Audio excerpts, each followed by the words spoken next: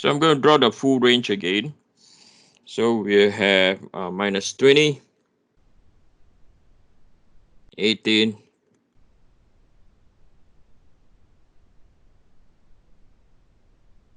10. No, I think I've drawn, it's too big. Okay, I'm going to change the scale. So minus 16, 14, no, minus 16. Next is minus 12. Then will be minus 8, minus 4, 0, 4, 8, 12, 16, 20. Okay, so this is my normal stress. And then my shearing stress, or my shear stress,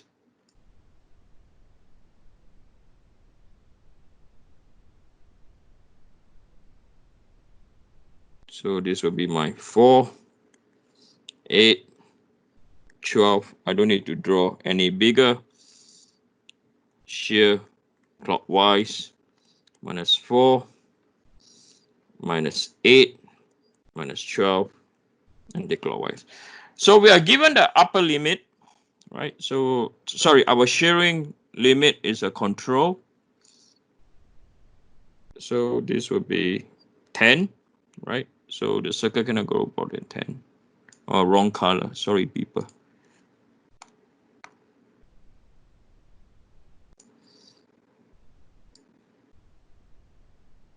Right? 10. And our bottom is of 10.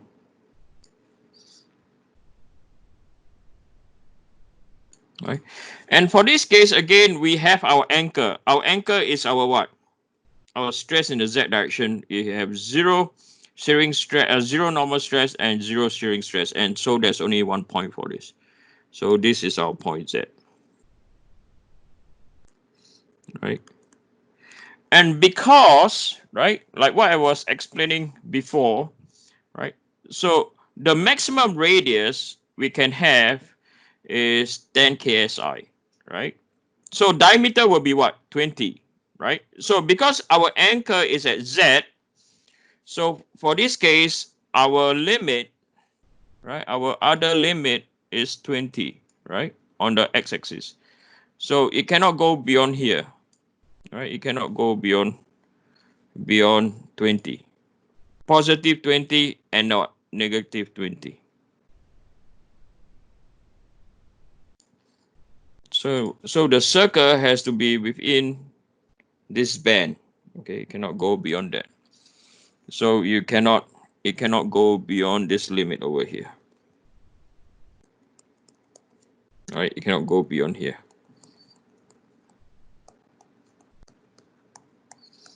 If we step outside, we are done. Okay, the material will yield. Not necessarily fail. Yield means go into what? Plastic. Okay, unless it is a brittle material, then it will fail. We're handling with ductile material for this case. So we know that our shear, our normal stress is at 14. Okay, so this is our stress X line, right? Tensile. Okay, so this is our stress X line. Sorry, Eugene, I missed the part. How'd you get the 20 as your max again? Is that the yield? So the radius of the circle is 10, yes or no? Uh-huh. So if point Z is our anchor, right? The diameter of the circle will be twice the radius, yes or no? Yep. So this is where we get our 20. Okay, thanks. Okay, does that make sense? Yep. Okay, so then we have our shear. Our shear is at 8. Okay, so we have our shear. So we draw our shear. Right, so this is our shear line at 8. And then out there, the shear line. So we can find where point X is, right? So point X, the element will, based on the 8, the element will rotate anti-clockwise. So this is where our point X is. So we found where our point X. Okay. We found point X. So the first limit that we're going to use now, okay, we're going to use based on, okay, so based on radius, so we have to satisfy based on tau max, right, which is the radius of the circle,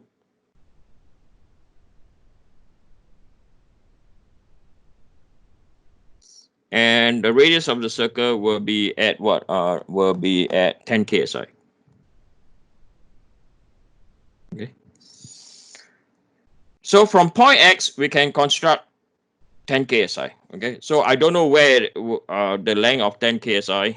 Okay. So the possibility, there are two possibilities. So hold on. So 10 ksi. So two possibility is, right. So this is this is 8. Okay. So I'm just going to, I don't know. Okay. I don't know means I'm not sure about the distance. So this is one possibility. So this is our stress average 1. Okay. Right. And I call that my stress average 1 because it now is controlled by my what? I'm going to use a different color. Okay. So because this is the part that we are not sure, that we are sketching. We're doing a sketch now. Okay. Okay. So that is our, so I'm again, this is just a sketch. Okay.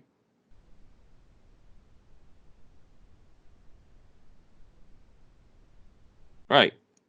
So why there's our stress average? Because the distance from here to here is our radius of the circle.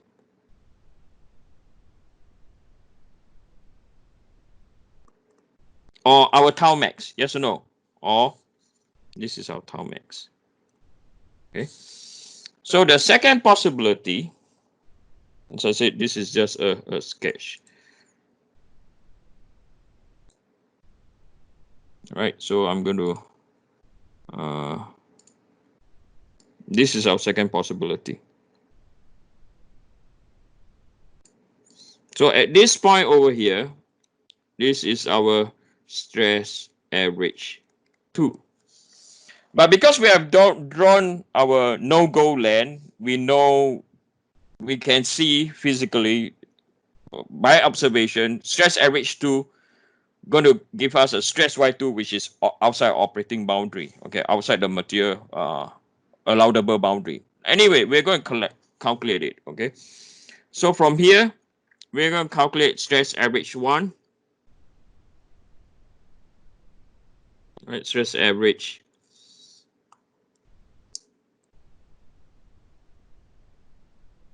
1 and 2, okay, stress average 1 and 2.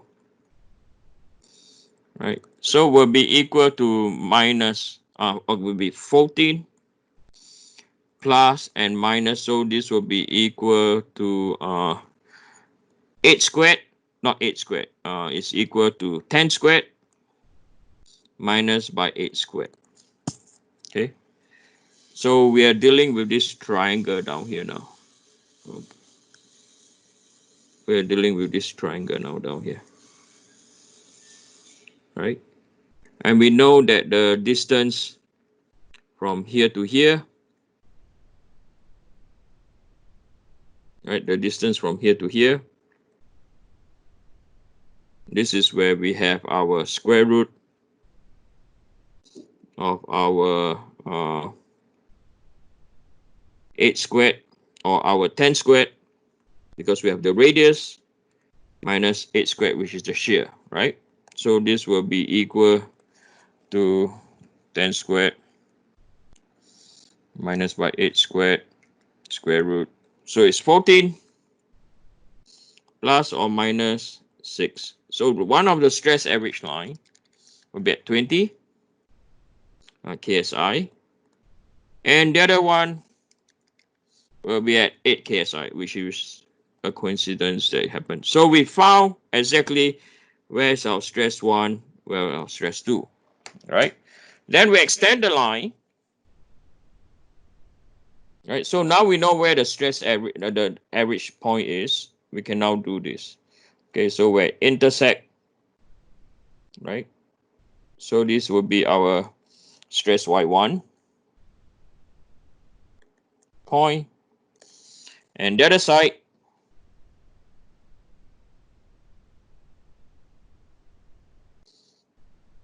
right, where it crosses the line, this is our stress Y2.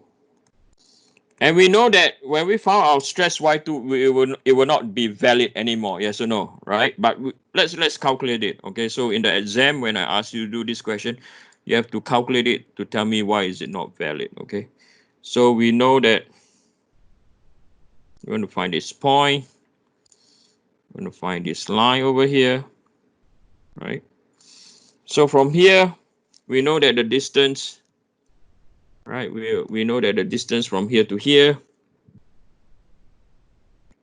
right? So this distance is also equal to what? Is equal to 12 squared minus 8 squared. It's the same, okay? Because we found that there we have two stress average line. So one is over here.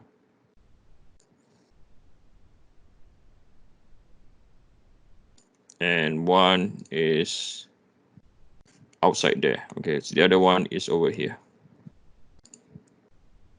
right? So stress Y1 and Y2, or stress Y1 is equal to 8 minus by 10 squared minus by 8 squared again. So this is equal to 8 minus 6. So it's equal to 2 KSI, positive 2 KSI, right? And the other one, stress Y2, is equal to 20 plus by 6, right? So you get 26 KSI, positive, right? So if you look at Y1, we can construct a 3D Mohr circle, right? So the average is at 8. So I'm just going to draw a 3D a Mohr circle first. All right, and then I'm going to shift this circle. Oh, does it allow me to shift? No, it does not. So because this is the stress average, right? So this is one of the Mohr circle, right? So this circle over here, it corresponds to our XY plane. And the other Y value is not valid, okay? So if we were to construct the other circle, and I'm going to change color,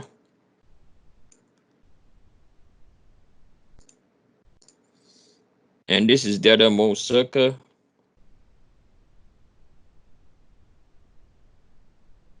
right? It's not valid is because the is outside the what? Outside the operating zone, yes or no? Right? So stress Y2 is not valid, right? Why is it not valid? Is because it's outside the what? Outside the operating zone, yes or no? Right? So outside the outside the chain line or the shading that I've done, right? So it's not a valid answer. So now if you look at stress Y1, that this is valid, right? So you have to complete this, okay? So we know that that is our XY plane. And then we can construct another circle, a smaller circle over here, right? So this circle over here, I'm going to zoom in. It's not really a circle. It looks more like an oval, right? So this circle over here, right? So this belongs to the what?